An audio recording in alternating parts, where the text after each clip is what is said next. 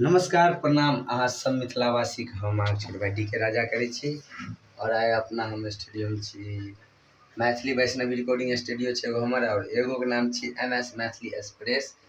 दूगो स्टूडियो छै और अखन दूगो सिंगर अंदर में या अहाँ देख सकै छियै। अभी दुनू सेल्फिए में बिजी या दुनू आदमी। तो आओ मैथिली वैष्णवी रिकॉर्डिंग स्टूडियो में और अहाँ सब यहाँ पर भैया बढ़िया से काम कल जाए अहाँ देख सकै छी। पूरा सिस्टम हमर यहाँ से अच्छा से हम सब रिकॉर्ड करै छी। और आबू यहाँ पर और गाबू, फुल इंजॉयो लिया। गाना तो गाना हेबे करते की हो हैया ये हमर छी म्यूजिक डायरेक्टर। आबू यहाँ पर भैया फुल इंजॉय के साथ बढ़िया से अहाँ रिकॉर्ड क्या के देम।